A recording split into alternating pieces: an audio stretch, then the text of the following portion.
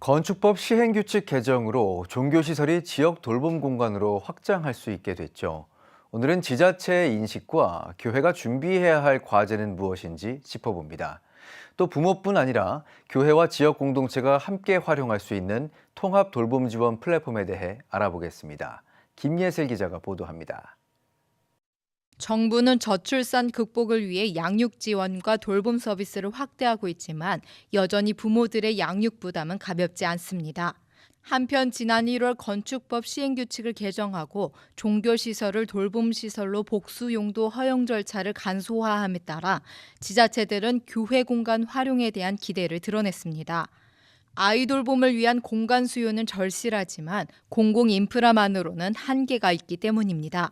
그런 공간에 대한 부분은 사실은 수시로 저희가 기획을 하고 운영하는 데 있어서는 저희도 공간이 조금 협소한 편이라 그런 부분은 좀 아쉬움이 있고, 전문성을 좀 갖고 또 그거에 전담하는 인력이 좀 필요한 상황이긴 한데요.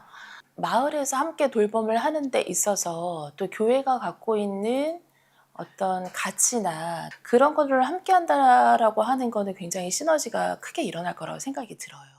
다만 교회가 돌봄 시설로서 기능하기 위해선 안전과 위생, 시설 관리 등 기본 요건을 갖추고 돌봄 사역에 대한 공동체적 합의가 선행되어야 한다는 과제가 남아 있습니다. 가장 중요한 거는 저는 이용자 입장이라고 생각을 해요.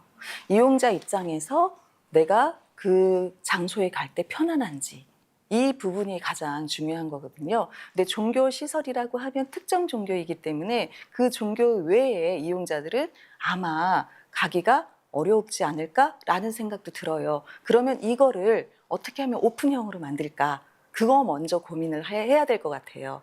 그래야 그게 이제 해결이 돼야 재정적, 행정적 이 협업이 이루어질 수 있을 것 같거든요. 한편 부모와 지역 공동체가 돌봄을 위한 자원을 공유하며 양육과 돌봄 서비스를 보다 쉽고 편리하게 이용할 수 있도록 각 지자체는 통합 지원 플랫폼을 구축하고 있습니다. 서울은 우리 동네 키움 포털, 대전은 대전 아이, 광주는 아이 키움, 대구는 대구 아이 돌봄에서 정보를 얻을 수 있으며 올해 4월부터 경기도 아동 언제나 돌봄, 충남 아이 충남도 운영을 시작했습니다. 여성가족부, 보건복지부, 교육부 등 이렇게 다양한 정보들이, 그러니까 아동 돌봄에 관련된 사업들이 굉장히 많이 분산이 좀 되어 있거든요. 근데 이런 정보들을 양육자들 입장에서는 정보를 모으는 것도 어렵고, 좀 어떻게 선별적으로 활용을 할 수 있을까, 이런 거에 대한 어려움을 해소하기 위해서 대전시에 있는 모든 아동 돌봄 기관에 대한 정보, 또 시책 사업, 또 아이와 함께 할 수 있는 여러 가지 행사들, 이런 것들을 모아놓은 그 대전형 아이 돌봄 통합정보 플랫폼 대전 아이를 저희 기관이 구축해서 운영을 하고 있고요. 정부와 지자체, 교회와 지역 공동체가 각 자원을 공유하고 돌봄의 파트너로 함께할 때 사회적 책임과 저출산을 극복하는 지속 가능한 대안을 만들 수 있을 것입니다. 이어지는 기획에서는 교회와 지자체가 협력해 지역 돌봄을 실천하고 있는 사례, 다 함께 돌봄센터에 대해 보도할 예정입니다. CTS 뉴스 김예슬입니다.